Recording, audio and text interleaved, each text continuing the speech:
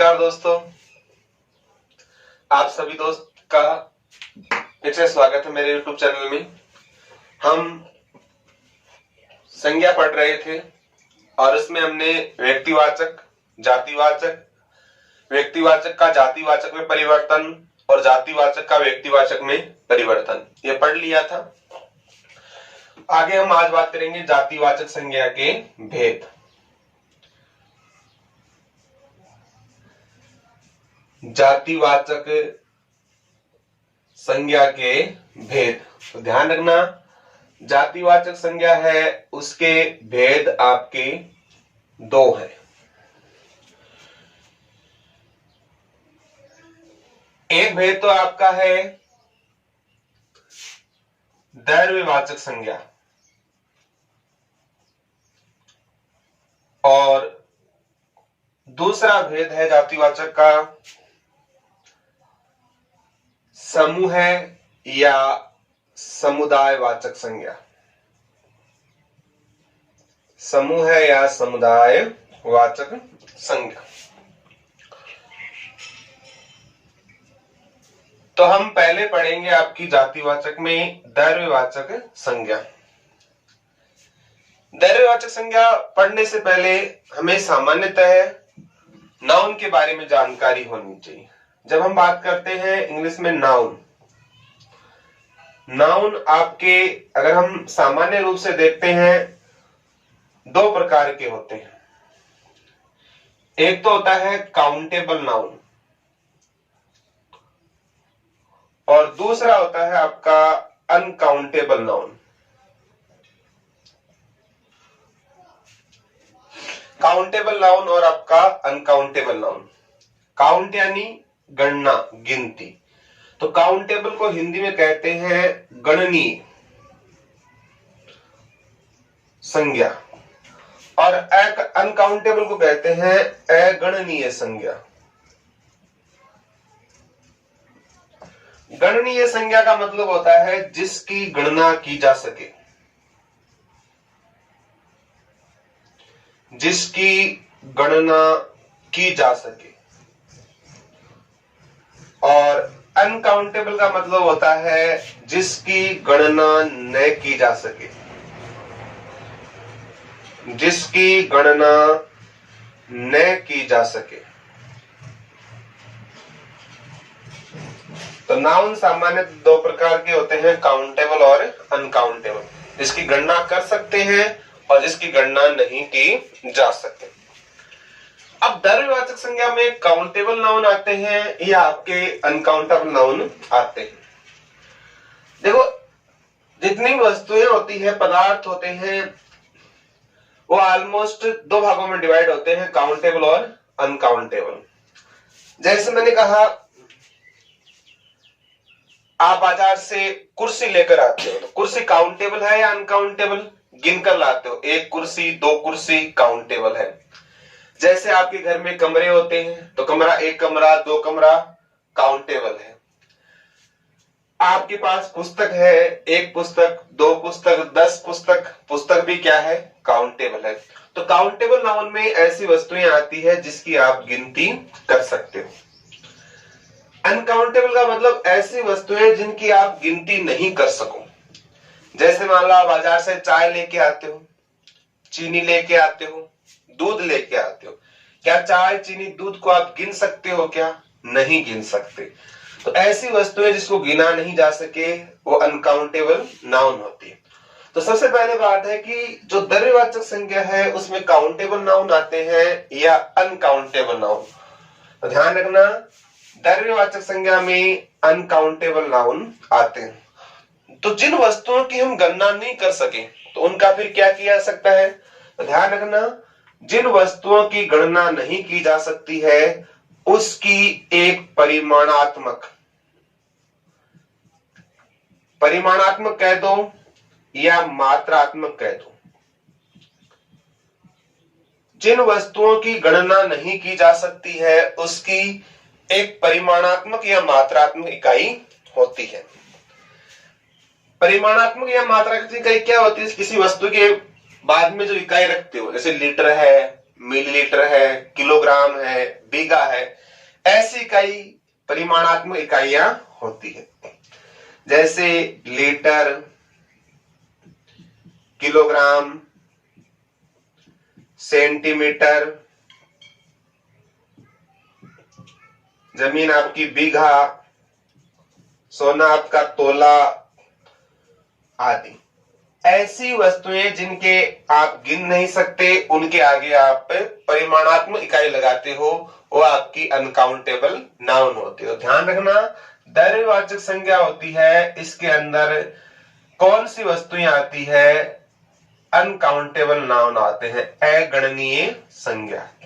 और अगणनीय संज्ञाओं की परिमाणात्मक इकाई होती है। दूसरी बात, द्रव्य का मतलब होता है धन, वस्तु, पदार्थ। तो इसमें ऑलमोस्ट जो आते हैं वो आपके आते हैं, कोई धन है, कोई वस्तु है या पदार्थ। ये अनकाउंटेड द्रव्यवाचक संज्ञाओं के अंदर शामिल किए जाते हैं।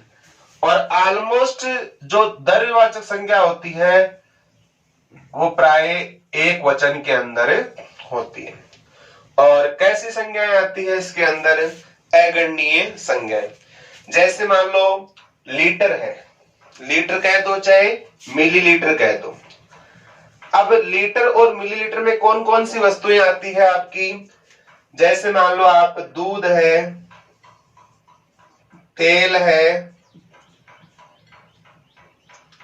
पेट्रोल है, केरोसिन है, लस्सी है, जूस है, छाछ है, राबड़ी है ना। तो लिक्विड पदार्थ जो भी होते हैं वो लीटर और मिलीलीटर के अंदर आते हैं। तो जो भी लिक्विड पदार्थ है उनकी अगर आगे लिक्विड लीटर और मिलीलीटर लगाते हो, वो सारे के सारे किस में आएंगे? आपके द्रव्यवाचक में। किलोग्राम, किलोग्राम की छोटी इकाई ग्राम। तो जिन भी वस्तुओं के आगे आप ग्राम और किलोग्राम लगाते हो वो भी सारी किस में आएगी? द्रव्यवाचक में। जैसे किलोग्राम और ग्राम की वस्तुएं, जैसे चाय, चीनी, दाल, नमक, मिर्च, आटा, बेसन, हल्दी, काली मिर्च, सूप, जीरा, मैदा, सूजी, ऐसी वस्तुएं जिनको आप बाजार से किलोग्राम या ग्राम में तोलकर लाते हो, वो सारी वस्तुएं द्रव्यवाचक संज्ञाओं के अंदर आएंगी। अगर किलोग्राम से बड़ी इकाई देखते हैं तो जैसे आपका क्विंटल होता है,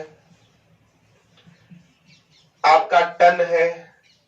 तो क्विंटल और टन, मन, क्विंटल है, टन है, मन है, ये इकाइयां भी जहां आती है वो भी आपकी द्रव्यवाचक। जैसे आप कोयला, पत्थर, लूम ये लेकर आते हो, जैसे पशुओं के लिए आप छानी लेकर आते हो, तो वो भी किस में आती है? आपकी मन में आती है। तो जिन वस्तुओं की क्विंटल है, टन है, मन है, मन ये लगाते हो, ये भी आपकी द्रव्यवाचक संज्ञा के अंदर आती है। जैसे सेंटीमीटर या मीटर, ये किसकी इकाई है? कपड़ों की। तो आप कपड़े लाते हो तो कपड़ा भी किस में आता है? आपका द्रव्यवाचक संज्ञा में। जैसे मान लो बीघा, जमीन है, जमीन के आगे क्या लगाते हो आप? बीघा लगा सकते हो, रकबा लगा सकते हो, हेक्टेयर लगा सकते हो। तो जमीन के साथ लगाते हो बीघा, रकबा, हेक्टेयर। तो ये इकाइयां भी, जमीन है वो भी किस में आएगा? आपका द्रव्यवाचक। तोला किस में लगाते हो आप? जैसे आप सोना लेकर आते हो, सोना है, चांदी है, धातु है, धातु जो भी है वो सारी किस में आएगी? आपकी द्रव्यवाचक में। अन्य धातु उसको आप तोलते भी, तांबा है, पीतल है, कांसा है, तो ये धातुएं भी किस में आएगी? आपकी द्रव्यवाचक संज्ञा के अंदर आएगी। जैसे आपके हीरे ये भी होते हैं, ये गिनकर लेके आते हैं या तोल के आते हैं, इनको भी तोला जाता है। जैसे माणक, पन्ना, ये भी तोल के हिसाब से आते हैं। जैसे आप कोई माणक लेके आते हो तो कितने ग्राम का है, कितने रत्ती का है, तो रत्ती भी क्या होती है? एक मेजरमेंट की इकाई होती है। तो ध्यान रखना, द्रव्यवाचक संज्ञा में अगणनीय वस्तुएं आती है, इसमें धन, वस्तु, पदार्थ आते हैं। ये प्राय एक वचन में होती है और इनके साथ परिमाणात्मक इकाई लगी होती, और परिमाणात्मक इकाई होती है लीटर, मिलीलीटर, किलोग्राम, ग्राम, सेंटीमीटर, मीटर, क्विंटल, टन, मन, बीघा, तोला, रकबा, हेक्टेयर, कैरेट। ये जितनी भी इकाइयां हैं मेजरमेंट की, किसी भी वस्तु के साथ लगती है, चाहे वो आपकी लिक्विड हो या आपकी सॉलिड वस्तु हो, वो सभी की सभी आपकी द्रव्यवाचक संज्ञा के अंदर आती है। आगे हम बात करते हैं समूह या समुदायवाचक संज्ञा के। समूह या समुदायवाचक संज्ञा क्या होती है? जैसे समूह या समुदाय किसका हो सकता है? चाहे कोई व्यक्ति है, वस्तु है, जीव है, पदार्थ है। अगर इनका कोई समूह है, यानी चाहे प्राणीवाचक संज्ञा हो चाहे अप्राणीवाचक संज्ञा हो, सजीव और निर्जीव, तो इसमें सजीव भी आ सकते हैं और आपके निर्जीव भी आ सकते हैं। सजीव यानी प्राणीवाचक और निर्जीव यानी अप्राणीवाचक। तो ऐसी वस्तु, व्यक्ति जिनको आप किसी इंडिकेट विशिष्ट का बोध न कराकर उसके संपूर्ण समूह का बोध करवाया जाता है। संपूर्ण समूह का बोध करवाया जाता है, तो वहां आपकी समूह या समुदायवाचक संज्ञा होती है कलेक्टिव नाउन। जैसे मान लो आपने कहा सेना। अब सेना में बहुत सारे लोग होते हैं, छोटे बड़े, तो सेना है वो कोई व्यक्ति विशेष नहीं है, सेना लोगों का क्या है? समूह है, फौजियों का समूह है। जैसे आप कहते हो कक्षा, जैसे मैंने कहा लड़का, लड़का जातिवाचक संज्ञा है, लेकिन कक्षा होती है उसमें लड़के भी होते हैं, लड़कियां भी होते हैं, तो छात्रों का जो समूह होता है उसे क्या कहा जाता है? कक्षा। जैसे मित्र है, वो एक साथ बैठते हैं, तो आप कहते हैं ना मित्र मंडली, तो मंडली शब्द है, उसके अंदर भी बहुत सारे मित्र है, उनका क्या हो गया? समूह हो गया। जैसे कहा परिवार, परिवार में चाचा, ताऊ, माँ, बेटा, छोटे बड़े, स्त्री पुरुष सभी एक साथ रहते हैं, वो भी क्या है? लोगों का समूह है। जैसे मैंने कहा गुच्छा, गुच्छा आपका चाबियों का भी हो सकता है और अंगूर का भी हो सकता है। अब देखो सेना है, सजीव पदार्थों का समूह है, कक्षा सजीव का है, मंडली सजीव की है और परिवार सजीव का समूह है। जबकि गुच्छा है वो कैसा है? निर्जीव का समूह है। तो सजीव का समूह भी हो सकता है और आपका निर्जीव का समूह भी हो सकता है। जैसे कहा ढेर, लकड़ियों का गट्ठर, तो लकड़ियों गट्ठर में है, लकड़ियां खूब सारी समूह में रहती है। जैसे आप किसी की बारात में जाते हो, बारात होता है या बारात होता है? हम ऑलमोस्ट बोलते हैं बारात में जाते हैं, तो ध्यान रखना बारात नहीं होता है, सही शब्द क्या होता है आपका? बारात। आप बारात लिखते हो, वह शब्द क्या है आपका? गलत है। सही शब्द है आपका बारात, बारात गलत है। तो ये बताओ बारात में जाते हैं तो बाराती होते हैं या बाराती होते हैं? अब कोई पूछ ले आपका सही शब्द क्या है? बाराती है या फिर बाराती है? तो ध्यान रखना बाराती शब्द है वो गलत है, जो बारात में जाते हैं वो क्या कहलाते हैं? बाराती। यहाँ तो बारात सही है, यहाँ आपका बाराती सही है। इस बारात में कौन सा प्रत्यय लगाते हैं? आपका ई प्रत्यय लगाने पर क्या बन जाता है? आपका बाराती बन जाता है। जैसे सभा है, सभा भी क्या है आपका? समूहवाचक या समुदायवाचक संज्ञा है। जैसे कहते ना अकेला चला था काफिला बनता गया या कारवा बनता गया, तो काफिला है, कारवा है, ये भी कैसे शब्द है आपके? समूहवाचक। लोगों की क्या होती है? भीड़ है। यात्रियों का क्या होता है? जत्था होता है। तो बारात, भीड़, जत्था, सेना, कक्षा, मंडली, परिवार, गुच्छा, ढेर, झुंड, सभा, काफिला, ये सभी आपके समूहवाचक संज्ञा के अंतर्गत आते हैं। तो हमने पढ़े जातिवाचक संज्ञा के दो भेद, द्रव्यवाचक और आपका समूह या समुदाय वाचक संज्ञा। आगे हम पढ़ेंगे आपकी भाववाचक संज्ञा।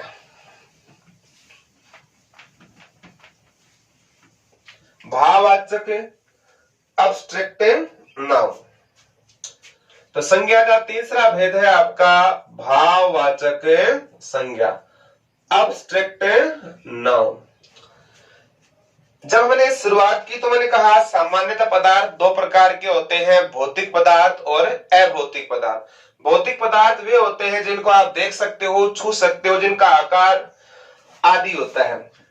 अभौतिक पदार्थ जिनको आप न तो देख सकते हो न छू सकते हो, केवल आप अनुभव और महसूस कर सकते हो। तो बताओ जो भाववाचक संज्ञा है इसमें कौन से पदार्थ आते हैं? आपके अभौतिक पदार्थ आते हैं। भाववाचक संज्ञा में कौन से पदार्थ आते हैं? आपके अभौतिक पदार्थ आते हैं। अभौतिक पदार्थ को हम क्या कह सकते हैं? अमूर्त भी कह सकते हैं। अमूर्त जिनका कोई फिजिकल स्वरूप नहीं होता, ये ऑलमोस्ट कैसे होते हैं? आपके कल्पित होते हैं, कल्पनाओं में रहते हैं। और ऐसे पदार्थ जिसको आप देख नहीं सकते, छू नहीं सकते, ऐसे पदार्थों को केवल आप क्या कर सकते हो? या तो अनुभव कर सकते हो या इन्हें केवल महसूस किया जा सकता है। तो ऐसी संज्ञाएं आपकी भाववाचक के अंदर आती है। तो ऐसे कोई प्राणी है या जीव है, उसके अंदर कोई गुण है, कोई भाव है, कोई अवस्था, धर्म, संकल्प। किसी जीव पदार्थ में गुण, भाव, अवस्था, धर्म, संकल्प, शील, स्वभाव, दोष आदि भाव हो, वो भाववाचक के अंदर आती है। अब आप बताओ भाववाचक संज्ञा में क्या आते हैं? कोई गुण दोष है, भाव है, अवस्था है, धर्म है, संकल्प है, स्वभाव है आदि जो आते हैं भाव में आते हैं। अब कोई पूछ ले भाववाचक संज्ञा में जो पदार्थ आते हैं वो सूक्ष्म पदार्थ होते हैं या स्थूल पदार्थ होते हैं? जैसे पढ़ते हैं ना अर्थशास्त्र, माइक्रो और मैक्रो, तो सूक्ष्म होते हैं या स्थूल पदार्थ होते हैं। तो ध्यान रखना भाववाचक संज्ञा होती है, इसमें जो पदार्थ आते हैं वो आपके कैसे होते हैं? पदार्थ का सूक्ष्म रूप होता है, स्थूल रूप नहीं होता। तो ऐसे पदार्थ ध्यान रखना अभौतिक पदार्थ होते हैं, अमूर्त पदार्थ होते हैं, जिनको आप देख नहीं सकते, कल्पित होते हैं, इन्हें केवल आप अनुभव और महसूस कर सकते हो। किसी प्राणी या जीव में कोई गुण है, भाव है, अवस्था है, धर्म, संकल्प, शील, स्वभाव, दोष इत्यादि सभी किसमें आती है? आपकी भाववाचक संज्ञाओं के अंदर आती है। भाववाचक संज्ञाएं है ऑलमोस्ट किस रूप में रहती है? आपकी सूक्ष्म रूप में। और भाववाचक जो संज्ञाएं होती है ये किस वचन में होती है? आपकी ध्यान रखना ये ऑलमोस्ट एक वचन में होती है। तो भाववाचक संज्ञाएं हैं वो हमेशा किसमें रहती है? आपकी एक वचन में। और ध्यान रखना अगर हमने भाववाचक संज्ञाओं का एक वचन से क्या बना दिया? बहुवचन बना दिया, तो फिर बहुवचन बनाने पर वो भाववाचक संज्ञा नहीं रहेगी, वो आपकी जातिवाचक संज्ञा बन जाएगी। तो भाववाचक संज्ञाओं का जब हम वचन परिवर्तन कर देते हैं तो भाववाचक से फिर क्या बन जाती है? आपकी जातिवाचक बन जाती है। तो ये भाववाचक संज्ञा की सामान्यतः विशेषता है।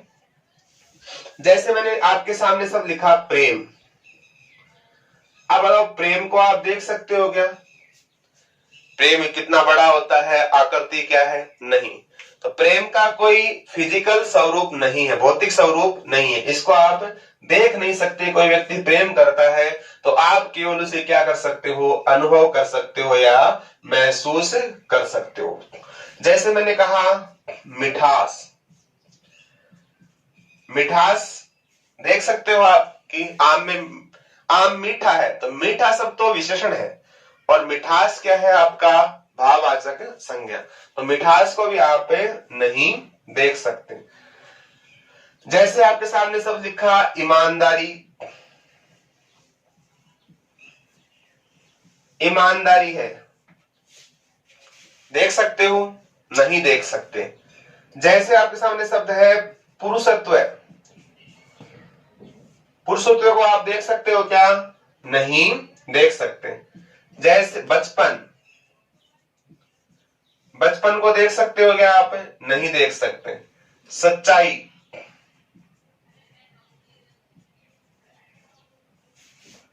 नादानी, सौंदर्य, अपनत्व, तो प्रेम है, मिठास है, ईमानदारी है, नादानी है, अपनत्व है, महात्म्य है, मिठास है, खटास है, सच्चाई है, बचपन है, पुरुषत्व है। तो ऐसी संज्ञाएं क्रोध, घृणा, दया, ये सभी किसमें आती है, आपकी भाववाचक संज्ञाओं में आती है। तो ऐसे अगर सामने आए जिनका कोई भौतिक अस्तित्व नहीं हो, जिनको आप नहीं देख सकते, ऐसी संज्ञाएं आपकी भाववाचक संज्ञा के अंदर आती है। दूसरी बात मैंने कही, भाववाचक संज्ञाओं का वचन परिवर्तन करने पर वो क्या बन जाती है, जातिवाचक बन जाती है। कैसे बनती है देखो, जैसे मैंने कहा प्रार्थना शब्द है, अब बताओ प्रार्थना है, इसको आप देख सकते हो क्या, नहीं देख सकते, कि वह ईश्वर की प्रार्थना करता है। तो प्रार्थना का कोई भौतिक अस्तित्व नहीं होता है, उसे हम मन के द्वारा अनुभव कर सकते हैं, मन से। अगर प्रार्थना आपका एक वचन है तब तो ये रहेगी आपकी भाववाचक संज्ञा। अगर आपने इसका बहुवचन बना दिया तो ये जातिवाचक बन जाएगी। जैसे आपको सेंटेंस में पूछ लिया जाए, सच्ची प्रार्थनाएं कभी व्यर्थ नहीं जाती, सच्ची प्रार्थनाएं कभी व्यर्थ नहीं जाती, सच्ची प्रार्थनाएं कभी व्यर्थ नहीं जाती। अब यहां पूछ लिया जाए आपको प्रार्थना इस शब्द में संज्ञा कौन सी है। प्रार्थना शब्द जब एक वचन था तब तो आपकी क्या रहेगी, भाववाचक, और हमने प्रार्थना से क्या बना दिया, प्रार्थनाएं, यहां पर ये आपकी संज्ञा हो जाएगी जातिवाचक संज्ञा। जैसे मान लो आपके सामने कोई शब्द है नादानी, नादानी नहीं देख सकते हो आप, नादानी क्या है, आपकी भाववाचक संज्ञा है।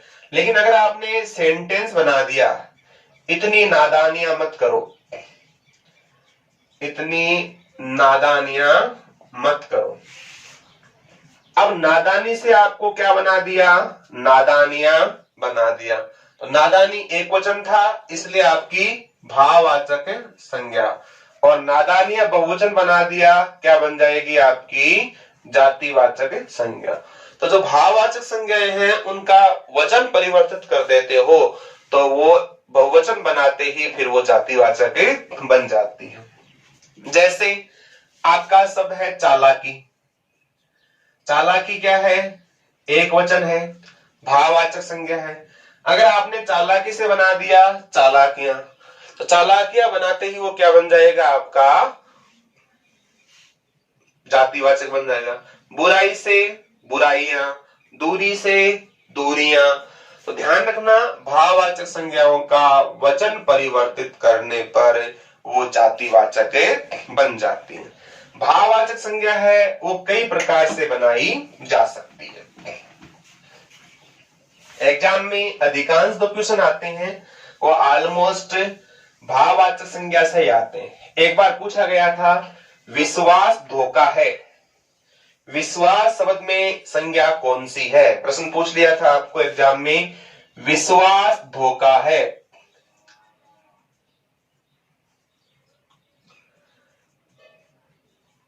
और विश्वास शब्द में संज्ञा कौन सी है?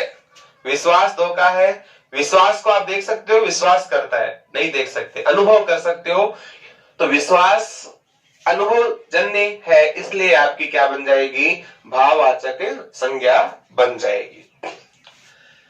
एक बार आया था एग्जाम में महात्म्य। महात्म्य से शब्द संज्ञा कौन सी है? अब बताओ, महात्म्य शब्द है वो किससे बना है? महात्मा।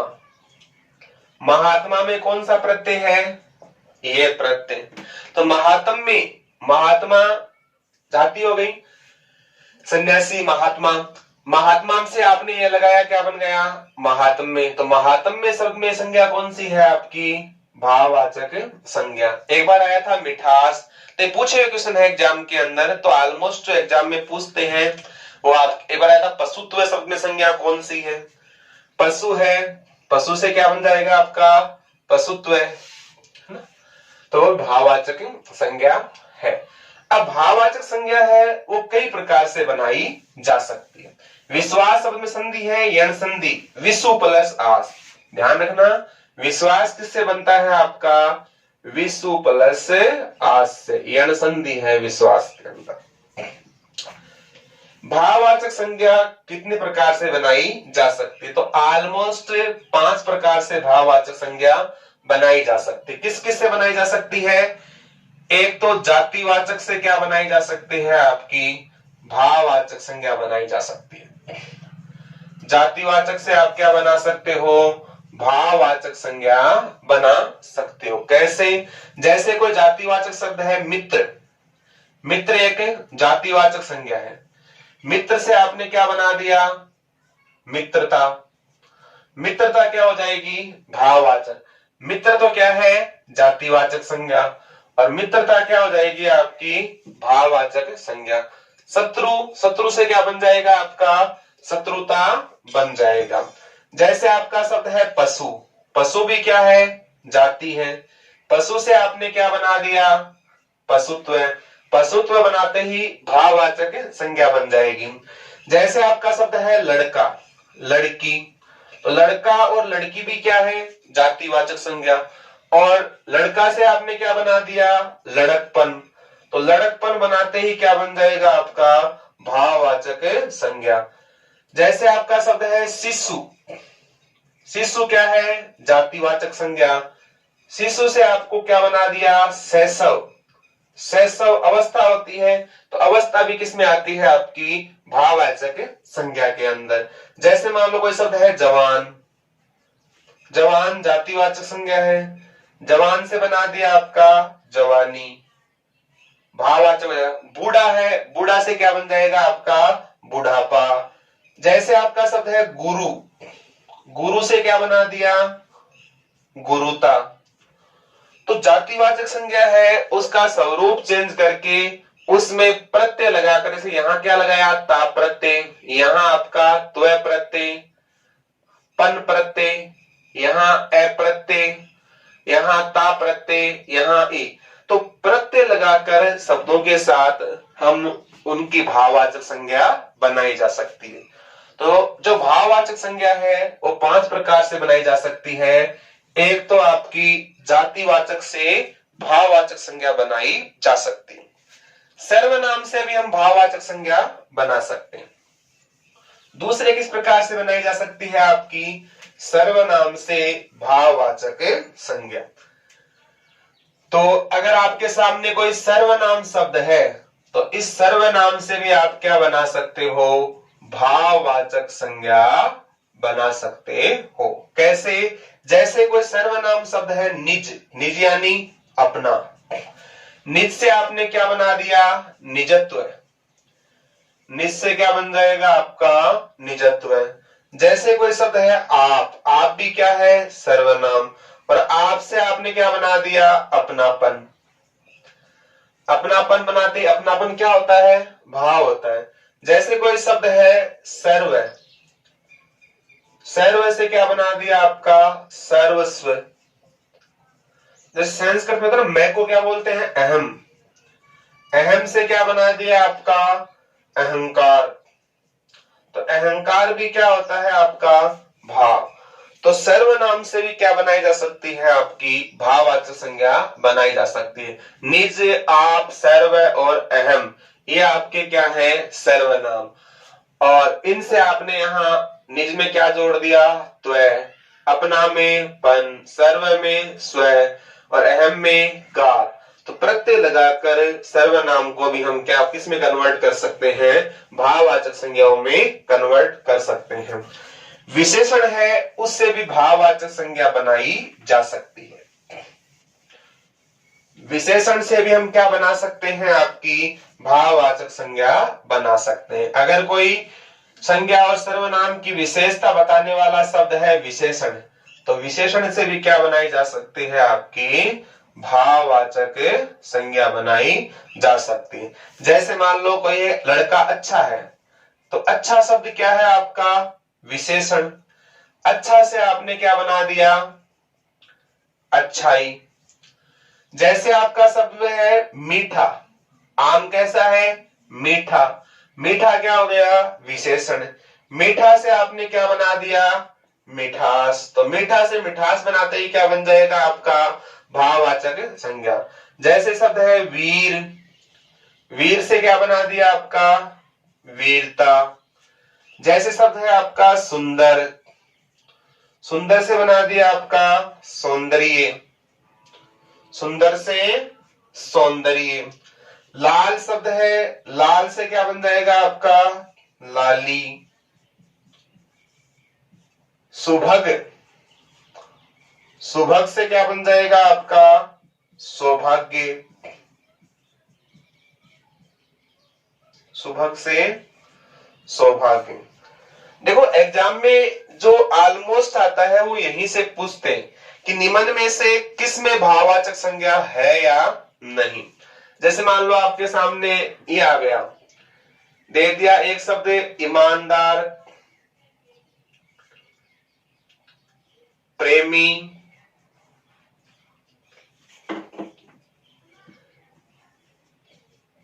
खट्टा और प्यास। एग्जाम में पूछ लिया ईमानदार, प्रेमी, खट्टा और प्यास किस में भाववाचक संज्ञा है। ऐसी कंडीशन में आप ये सोचते हो कि यार ईमानदार भी देख नहीं सकते, प्रेमी, खट्टा, प्यास, तो देखने में ऑलमोस्ट ये आपको अमूर्त से लगते हैं। लेकिन देखो अगर ऐसे प्रश्न आ जाए, प्रश्न ऐसा ही आता है आजकल एग्जाम के अंदर, निम्न में से किस में भाववाचक संज्ञा है, वहां कोई सेंटेंस नहीं होता है, चार आपके शब्द दिए जाते हैं। और जब आप कंफ्यूज हो तो ध्यान रख लेना एग्जामिनर हमेशा लगभग ये मान के चलो कि या तो उस ऑप्शन में होगा आपका भाववाचक संज्ञा, दूसरा अधिकांश ऑप्शन होंगे आपके विशेषण से पहले होंगे। तो विशेषण पता है कि संज्ञा और सर्वनाम की विशेषता बताने वाले शब्द क्या कहलाते हैं आपके विशेषण कहलाते हैं। तो जो भी आपके ऑप्शन में जो शब्द आए उनको आप वाक्य में प्रयोग करके देखना कि क्या वो शब्द किसी की विशेषता बताने के लिए प्रयोगित होते हैं या नहीं। अगर कोई शब्द किसी व्यक्ति या वस्तु की विशेषता बताने के लिए आता है, चाहे वो भले ही अमूर्त हो, उसको हम क्या मानेंगे विशेषण। बताओ ईमानदार भाववाचक संज्ञा है या विशेषण। हम पढ़ते हैं ईमानदार क्या है लड़का, ईमानदार लड़की। तो ईमानदार शब्द है वो लड़के की क्या बता रहा है विशेषता बता रहा है, और जो विशेषता बताता है वो क्या होता है आपका विशेषण। ईमानदार क्या है विशेषण। अब हमने लिखा प्रेम, प्रेम क्या है भाववाचक संज्ञा, लेकिन प्रेमी क्या होगा। हम पढ़ते ना प्रेमी जन, प्रेमी लोग, तो प्रेमी के साथ क्या लिख सकते हो आप जन, प्रेमी जन। तो प्रेमी शब्द है वो जन की क्या बता रहा है विशेषता बता रहा है, इसलिए प्रेमी क्या हो जाएगा आपका विशेषण। अब मतलब खट्टा है, खट्टा विशेषण है या भाववाचक संज्ञा। खट्टा शब्द है वो आपका क्या है विशेषण। बोलते ना खट्टा आम, खट्टी इमली, खट्टा अचार, तो खट्टा शब्द है आम, इनकी क्या बता रहा है विशेषता बता रहा है, इसलिए भी क्या है। तो ईमानदार, प्रेमी, खट्टा ये विशेषण है। बताओ प्यास, प्यास विशेषण है या भाववाचक संज्ञा। क्या प्यास शब्द का यूज किसी की विशेषता बताने के लिए कर सकते हैं क्या नहीं। तो प्यास है इसको आप न देख सकते हो, इसलिए आपकी क्या है भाववाचक। अगर इसी प्यास के स्थान पर मैं बनाता प्यासा, या प्यासी। प्यासा और प्यासी बनाते ही ये क्या बन जाता है आपका फिर भाववाचक संज्ञा, मतलब प्यासी आत्मा, है ना, प्यासा कौआ। तो यहाँ प्यासी आत्मा या प्यासा कौआ, तो आत्मा शब्द की विशेषता बता रहा है कौन, प्यासी। तो ये प्यास और प्यासी शब्द है, ये क्या बन जाएगा आपका भाववाचक संज्ञा। तो जब आपके सामने दुविधा हो कि पहचानो नहीं कि विशेषण कौन सा है, भाववाचक संज्ञा कौन सी है, रटने से अच्छा ये आपके सामने जो भी ऑप्शन आए उनको आप सेंटेंस में यूज करके देख लेना कि अगर विशेषता बताने के लिए आए तो वो क्या माना जाएगा, आपका विशेषण माना जाएगा। तो विशेषण से भी हम क्या बना सकते हैं, भाववाचक संज्ञा बनाई जा सकती है। चौथा, हम क्रिया से भी क्या बना सकते हैं, भाववाचक संज्ञा बना सकते हैं। क्रिया से भी क्या बनाई जा सकती है, भाववाचक संज्ञा बनाई जा सकती है। क्रिया से कैसे बनाते हो आप, क्रिया है, क्रिया से क्या बना सकते हो, भाववाचक संज्ञा बना सकते हो। कैसे बना सकते हैं, जैसे मान लो आपके सामने कोई क्रिया शब्द है खेलना। खेलना क्या है, क्रिया। खेलना तो रहेगा आपका क्रिया, और खेलना से आपने क्या बना दिया, खेल। खेल क्या बन जाएगा आपका भाववाचक संज्ञा। जैसे आपका है हंसना, हंसना क्रिया है, वह हंसती है। हंसना से आपने क्या बना दिया था, हंसी। हंसी आपका हो जाएगा भाववाचक संज्ञा। जैसे आपका शब्द है खोजना, तो खोजना क्या है आपकी क्रिया, और बना दिया आपका खोज। खोज क्या हो जाएगी, भाववाचक संज्ञा। जैसे शब्द है पढ़ना, पढ़ना क्या है क्रिया, और पढ़ना से आपने क्या बना दिया, पढ़ाई। तो पढ़ाई क्या हो जाएगा, भाववाचक संज्ञा। शब्द है लिखना, लिखना क्रिया है, और लिखना से क्या बना दिया आपका लिखावट। आवट प्रत्यय है, भाववाचक संज्ञा। जैसे आपका शब्द है चकराना, चकराना से क्या बना दिया, चक्कर। तो हम क्रिया शब्द है उनके द्वारा भी क्या बना सकते हैं, भाववाचक संज्ञा बना सकते हैं। खेलना से खेल, हंसना से हंसी, खोजना से खोज, पढ़ना से पढ़ाई, लिखना से लिखावट, चकराना से चक्कर बनाया जा सकता है। और किससे बनती है, अव्यय होते हैं, अविकारी शब्द होते हैं, उनसे भी हम क्या बना सकते हैं, भाववाचक संज्ञा बनाई जा सकती है। तो पांचवा कि भाववाचक संज्ञा है वो जातिवाचक से भी बनती है, सर्वनाम से भी बनती है, विशेषण और क्रिया से भी बनती है। और जो आपके अव्यय होते हैं, अविकारी शब्द होते हैं, इन अव्यय से भी भाववाचक संज्ञा बनाई जा सकती है। अव्यय शब्दों से भी हम क्या बना सकते हैं, आपके भाववाचक संज्ञा बना सकते हैं। जैसे मान लो कोई शब्द अव्यय शब्द है भीतर, भीतर से आपने क्या बना दिया, भीतरी। तो भीतर आपका अव्यय है, अविकारी शब्द है, और भीतरी क्या हो जाएगा आपका भाववाचक संज्ञा। जैसे आपका शब्द है समीप, समीप आपका अव्यय है, और समीप से आपने बना दिया सामीप्य, सामीप्य बन जाएगा आपका भाववाचक संज्ञा। जैसे शब्द है शीघ्र, शीघ्र भी क्या है आपका अव्यय, और शीघ्र से आपने बना दिया शीघ्रता, तो शीघ्रता क्या बन जाएगा आपका भाववाचक संज्ञा।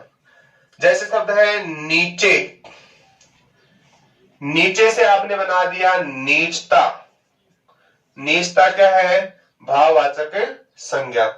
शब्द है आपका परस्पर, परस्पर से आपने बना दिया पारस्परिक, परस्पर से बना दिया आपने पारस्परिक। तो इस प्रकार हम जो अव्यय शब्द होते हैं उनसे भी क्या बना सकते हैं, आपकी भाववाचक संज्ञा बना सकते हैं। तो भीतर से भीतरी, समीप से सामीप्य, शीघ्र से शीघ्रता, नीचे से नीचता, परस्पर से पारस्परिक। तो भाववाचक संज्ञा 5 प्रकार से बनाई जा सकती है, जातिवाचक से, सर्वनाम से, विशेषण से, क्रिया से, और आपका अव्यय से।